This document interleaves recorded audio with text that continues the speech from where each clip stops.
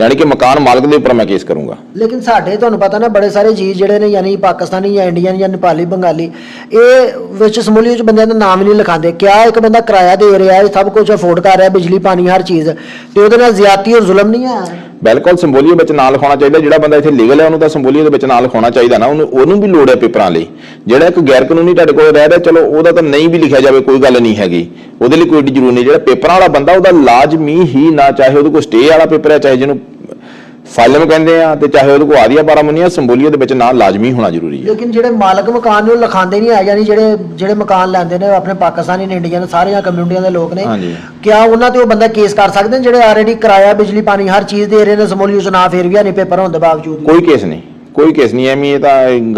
गल्लां ही सारियां आपां केस दे इहदे विच आपां केस नूं कोई चैलेंज नहीं कर सकते अदालत में जाके कि मेरा मैं इहदे घर रहिंदा पिया ने मैनूं संबोलीओ नहीं दिता, क्योंकि उहदे उपर चैलेंज असीं तां कर सकते हैं कि संबोलीओ असीं ये साडे कोल किराया लई जांदा साडे कोल संबोलीओ है नहीं, क्योंकि उहदे कोल ऑलरेडी प्रूफ हैगा कि मैं सीव नूं मकान दिता होया कल्ले नूं दिता होया मैनूं की पता किन्ने बंदे इहदे विच रहिंदे पे आ सीव मेरे को चोरी रखदा पिया। नहीं हसीब भी अगर बंदे ना रखदा और उन्हां दे नाम ही नहीं लिखांदा जिन्हां कोल पेपर भी है ने ਉਹ ਬੰਦੇ ਕੋਈ ਐਕਸ਼ਨ ਨਹੀਂ ਲੈ ਸਕਦੇ ਸੀ ਕਿਉਂਕਿ ਕੱਲ ਨੂੰ ਉਲਟੀ ਗੱਲ ਤੁਹਾਡੇ ਉੱਪਰ ਹੀ ਆ ਸਕਦੀ ਹੈ। ਤੇ ਪੇਪਰਾਂ ਵਾਲੇ ਬੰਦਿਆਂ ਨੂੰ ਤੁਸੀਂ ਕੀ ਕਹਿਣਾ ਚਾਹੁੰਦੇ ਹੋ ਕਿ ਮਕਾਨ ਆਪਣੇ ਲਵੋ ਸਮੂਲੀਓ ਲਾਜ਼ਮ ਕਰਵਾ ਲਓ ਆਉਣ ਵਾਲੇ ਦਿਨਾਂ 'ਚ? ਜਿੰਨੇ ਵੀ ਮੇਰੇ ਵਾਲੇ ਪੇਪਰਾਂ ਵਾਲੇ ਬੰਦੇ ਇੱਥੇ ਭਰਾ ਹੈਗੇ ਆ ਜਿੰਨੇ ਵੀ ਰਹਿੰਦੇ ਪਏ ਸਾਰੇ ਜਣੇ ਸੰਬੋਲੀਓ ਦਾ ਇੰਤਜ਼ਾਮ ਕਰਕੇ ਰੱਖੋ ਵਧੀਆ ਗੱਲ ਆ,